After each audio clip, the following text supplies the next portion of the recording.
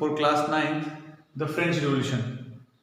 Class 9 को पहली बार world history से इंट्रोड्यूस किया गया है। ठीक है, हिस्ट्री में हमको कोई भी घटना अगर समझनी हो या जाननी हो, ठीक है, तो उसकी घटनाओं को हमको उस समय की समाज से जोड़ना बहुत जरूरी है। या फिर कोई भी घटना होती है वो किन कारणों की वजह से होती है वो जानना जरूरी है।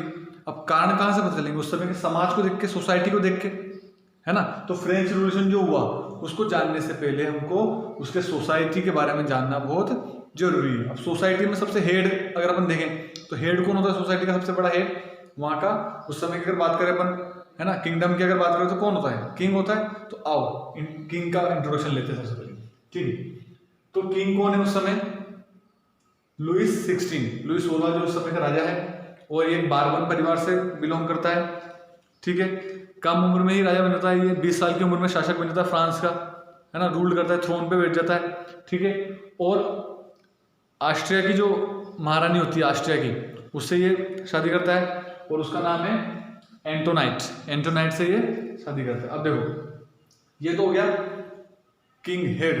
अपन ये भी मान सकते हैं कि उस समय की जो रिवॉल्यूशन हुआ है उस रिवॉल्यूशन पे जो अपन उस फिल्म, अगर अपन इसको फिल्म के अनुसार देखें तो उस फिल्म का ये क्या है? विलन मान सकते हैं अपन इसको। ठीक है, क्या है ये इस फिल्म का? विलन। अब देखो, हिस्ट्री में डेट इंपॉर्टेंट रखती है, तो डेट देखते हैं। फ्रेंच रिवॉल्यूशन कब हुआ? 14 जुलाई 1789 में हुआ ये। ठीक है, इसको ध्यान रखना है थोड़ा सा।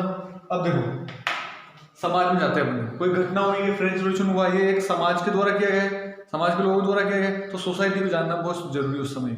जिस प्रकार से हमारी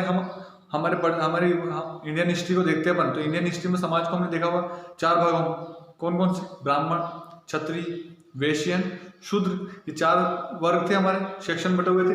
इसी प्रकार से फ्रांस में भी फर्स्ट, सेकंड और थर्ड 3 जो है एस्टेट बांट रखे हैं। हम हमारे यहाँ पे सेक्शन बोलते हैं, वहां पर एस्टेट का नाम दिया गया है। फर्स्ट एस्टेट में कौन है? क्लर्जी। फर्स्ट एस्टेट में कौन है? क्लर्जी। अच्छा, क्लर्जी मीन्स कौन है? क्लर्जी मीन्स, इसको फर्स्ट अपन जो है क्या देते हैं, इसको यहाँ पर फर्स्ट, ये सेकंड। ठीक है, ये मैंने इंट्रोडक्शन दे रखा था यहाँ पे। फर्स्ट में मैंने कुछ स्टार बना रखा। फर्स्ट स्टार का मतलब क्या है? Special function in church. ये क्या करते हैं? चर्च में कोई मुख्य काम करते हैं, है ना। जिस प्रकार से हम हमारे समाज की बात करें, पंडित लोग होते हैं हमारे मंदिरों में, पंडितों को सबसे बड़ा स्थान दिया गया था हमारे समाज में, है ना। तो उसी प्रकार से वहां पर भी क्लर्जी जो है, पादरी बोलते हैं, जिसको अपन फादर बोलते हैं, जैसे चर्च में होता है। चर्च में जो मुख्य कार्य करता है उसको क्लर्जी बोला गया। ठीक है, इनको स्पेशल फंक्शन है, इनको कोई टैक्स नहीं देना। ठीक है, स्पेशलिटीज है, वेरी वेरी इंपॉर्टेंट पर्सन है उस समय की सोसाइटी। उसके बाद है नोबलिटी को समझना पे। नोबलिटी क्या? नोबलिटी को हम क्या मान सकते हैं? लैंडलॉर्ड मान सकते हैं, या फिर लैंडलॉर्ड नहीं मानो आप तो फ्यूडल लॉर्ड्स मानो। फ्यूडल लॉर्ड्स समझो आप इसको। फ्यूडल लॉर्ड्स मतलब जमींदार। हम हमारे इंडियन हिस्ट्री में क्या जानते हैं? जमींदार जानते हैं। तो जमींदार क्या करते हैं? इन लोगों से टैक्स वसूल करते हैं। जो थर्ड स्टेट है उससे ये टैक्स वसूल करेंगे। ठीक है, अब देखो, इन दोनों को स्पेशल प्रोविजन दे रखे हैं। अब जो थर्ड स्टेट है, सबसे लास्ट और सबसे लार्ज क्वांटिटी में, सबसे लास्ट एंड नॉट लीस्ट। ठीक है, अब देखो, सबसे ज्यादा अगर पॉपुलेशन है तो वो कौन से स्टेट में? थर्ड स्टेट में। थर्ड स्टेट में भी सबसे ज्यादा 90% कौन है? Landless, labour and servant. सबसे ज्यादा ये लोग हैं। ठीक है, अब थर्ड स्टेट में भी क्या है? प्रायोरिटीज दे रखी है। प्रायोरिटीज किसको दे रखी है?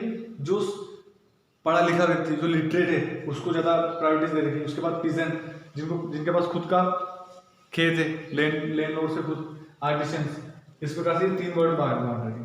ठीक है, अब देखो, क्लर्जी इनसे टैक्स वसूल करता था अपनी लाइवलीहुड को चलाने के लिए, अपने जीवन यापन को चलाने के लिए। ये किनसे टैक्स लेता था? इन तीनों वर्गों से। ठीक है, लेकिन अब देखो, इसको भी टैक्स देना है, और ये तीनों मिलकर इसको टैक्स देंगे, नोबलिटीज को टैक्स देंगे। और ये नोबलिटीज क्या करेंगे? एक टैक्स तो है टीथ नामक टैक्स है। टीथ नामक टैक्स कौन देगा? टीथ जो है टैक्स कौन सा है? जो क्लर्जी वसूल करेंगे अपने लाइवलीहुड के लिए इनसे। अब एक टैक्स जो है वो नोबलिटी वसूल करेगा, और ये नोबलिटीज किसको देगा? किंग को, राजा को देगा। उसको बोलेंगे टेल। ओके, इस प्रकार से उस समय का समाज है। स्पेशल फंक्शन दे रहेंगे चर्च वाले को, फ्यूडल लॉर्ड से नोबिलिटी वाले, दोनों प्रोविजन लग्जरी लाइफ जीते हैं उस समय समाज में। सबसे best condition landless farmer, labour and servant. अब देखो कि घटना, यहाँ पर इंसिडेंट देखते हैं कि क्या है फ्रेंच रिवॉल्यूशन। तो फ्रेंच रिवॉल्यूशन क्या हुआ कि लगभग 6 से 7 हज़ार महिला और पुरुष, मैन एंड वुमेन सब मिलकर के क्या करते हैं, एक विरोध करते हैं, एक जगह गैदर हो जाते हैं पेरिस में एक मैदान में गैदर हो जाते हैं और वहां पर अपना विरोध करते रहते हैं। अब ये न्यूज जब किसको पता चलती है, लुइस 16 किंग है। अब किंग का क्या काम है, विरोध जो हुआ है तो उस विरोध को शांत करने का काम है ना। प्रशासन का क्या काम है, यही काम होता है। तो प्रशासन किसको भेजता है, हमारे अभी कौन आती है, पुलिस आती है, सेना आती है। तो उस समय की सेना भेजी गई, ट्रूप्स को ऑर्डर दे दिया इसने कि आप जाइए वहाँ की कंडीशन को संभालिए, सही कीजिए, अगर नहीं होता है तो ओपन फायरिंग कर दीजिएगा, ठीक है। तो आते हैं, अब ये जब सारे रिवोल्यूशनरीज इनको देखते हैं कि सेना हथियार लेके आ रही है, तो हमारे पास तो कोई हथियार नहीं है, तो क्या करेंगे, इन्होंने लूटमार चालू कर दी। किसने, रिवोल्यूशनरीज ने, जो 6-7 हज़ार जो रिवोल्यूशनरी इकट्ठे हुए थे, इन्होंने लूटमार चालू कर दी। कहाँ पर कर दी, जो सरकारी संस्थाएं थी, गवर्नमेंट एजेंसीज थी, जो गवर्नमेंट वर्कशॉप जो थी, वहाँ पर लूटमार चालू कर दी। वहाँ से जो हथियार मिले वो लिए, लूटमार करते करते कहाँ चले जाते हैं, लुइस 16 के किले के आसपास चले जाते हैं और किले को तोड़ने जाते हैं, विध्वंस करने जाते हैं उसको। क्यों, क्योंकि लुइस 16 के पास तो सैनिक है, उसको तो कुछ नहीं कर सकते, लेकिन जो उसके किला है, जिस प्रकार से हमारे अभी समाज में कोई भी उपद्रवी होते हैं, क्या करते हैं, सड़क पे मार तोड़ करते हैं, गाड़ियां जलाते हैं, गवर्नमेंटरीज को पूरा डिस्टर्ब कर देते हैं ना, गवर्नमेंट फंक्शन को पूरा डिस्टर्ब कर देते हैं। तो ये भी यही काम रिवोल्यूशनरीज ने किया और वहां से जो भी चीज मिली या फिर जो किले को तोड़ा इन्होंने, बेस्टाइल फोर्ट में ये लूटपाट करते, बेस्टाइल फोर्ट को तोड़ देते, उसके दरवाजा बिल्कुल ईंट वींट, उसकी दीवारें सब तोड़ देते और वहां से जो भी वहां से कुछ चीजें लेके आते हैं सिंबल के रूप में, काय के सिंबल के रूप में, रिवोल्यूशन के सिंबल के रूप में, फ्रेंच रिवोल्यूशन का सिंबल रहेगा। और वो सिंबल ईंट हुई, पत्थर हुए, जो भी चीजें मिली इनको, वो सिंबल ये क्या करते थे, मार्केटों में इन्होंने फिर इसको सेल किया। और किस नाम से सेल किया कि हमारा एक रिवोल्यूशन का सिंबल है, सभी इसको खरीदो, जो भी सपोर्ट में है वो इसको खरीदेगा, ठीक है। तो इस प्रकार से ये एक घटना होगी।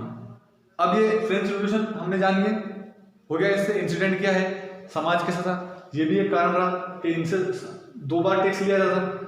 सबसे बुरी हालत यूं नहीं कि इनके पास वर्क नहीं, उनको एम्प्लॉयमेंट दिया जाए, काम दिया जाए, लेकिन फिर भी टैक्स लिया जाए।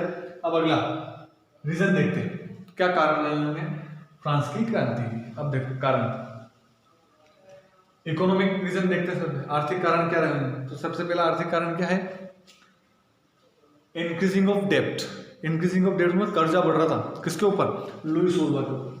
क्यों बढ़ा, क्योंकि जब ये राजगद्दी बिठा, नया राजा था, 20 साल की उम्र में राजा बनाए, तो उससे पहले से ही जो इसको खजाना मिला वो खाली मिला था। क्यों मिला था, और वो देखो, एम्प्टी ट्रेजर और इंक्रीजिंग डेप्ट। एम्प्टी ट्रेजर क्यों था, क्योंकि इसने और इसके जो पूर्वज थे उन्होंने क्या करा था कि अमेरिका की हेल्प की थी। काय में, किस लिए हेल्प की थी कि अमेरिका अपने आप को आजाद करना चाहता है ना, इंडिपेंडेंट करना चाहता था, किससे, ब्रिटिश से, ब्रिटेन से। और ब्रिटेन और फ्रांस में तो पहले ही रिवोल्यूशन, पहले आपस में एक दूसरे के विरोधी थे, तो फ्रांस ने उनकी मदद की होगी, तो आर्थिक मदद की होगी, सेना की मदद की होगी, इसलिए उसकी कर्जा बढ़ गया और उसका खजाना भी खाली हो गया। एम्प्टी ट्रेजर, इंक्रीजिंग ऑफ डेप्ट, इंक्रीजिंग इन टैक्स। अब देखो क्या हुआ, खजाना खाली हो गया। अब कोई भी सरकार हो, चाहे अपने प्रेजेंट टाइम की गवर्नमेंट हो, चाहे किंगडम की बात, कहाँ से सोर्स ऑफ इनकम क्या था, टैक्स था।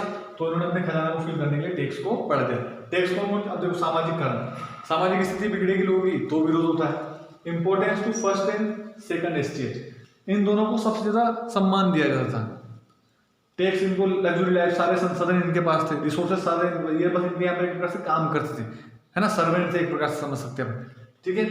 अब देखो tithe and taille taxes, tithe and taille tax मैंने आपको बताया। टीथ टैक्सेस कौन लेता था, क्लर्जी लेते थे, पादरी लोग लेते थे, सामान्य लोगों से, सभी से, थर्ड वर्ग से।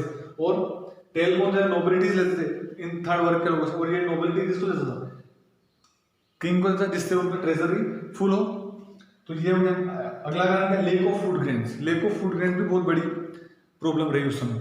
क्या हुआ कि जनसंख्या में भी एकदम से विस्फोट हुआ। फ्रांस में क्या हुआ, पॉपुलेशन भी बढ़ी, तो पॉपुलेशन बढ़ी, लेकिन क्या हुआ, खजाना खाली, डेब्ट बढ़ा हुआ, तो प्रोडक्शन पे इतना ध्यान नहीं दिया, रिवोल्यूशन हो रहा है एक तरफ, है ना। तो क्या हुआ कि फूड ग्रेन्स की कमी है। फूड ग्रेन्स में भी क्या, खासकर ब्रेड जो अभी हम ब्रेड खा के मॉडर्न टाइम में इंडिया के जो लोग हैं ब्रेड खा के बोलते थे कि अपन बहुत मॉडर्न है। ब्रेड की समस्या कब आई थी, 1789, वहां पर ब्रेड तब खाते थे, अभी भी खाते लेकिन तभी से वो इतना मॉडर्न था वो, ठीक है। तो क्या हुआ, ब्रेड की कमी आई। फोर्थ पॉइंट, फिक्स्ड वेजेस, सबसे बड़ा कारण ये भी मान सकते हैं अपन कि मजदूरों को जो भी काम करते थे ये इनका कोई इंक्रीमेंट नहीं होता, इनके कोई पैसा जो है वो कोई बढ़ के नहीं मिलता था इनको, तो इसलिए भी इसका विरोध हुआ। फिक्स्ड वेजेस था, महंगाई बढ़ रही थी, तो ये सब कारण रहे। ये पूरी अपना फ्रेंच रिवॉल्यूशन से अपना इंट्रोडक्शन हुआ। फर्स्ट टॉपिक पढ़ा, अभी तो केवल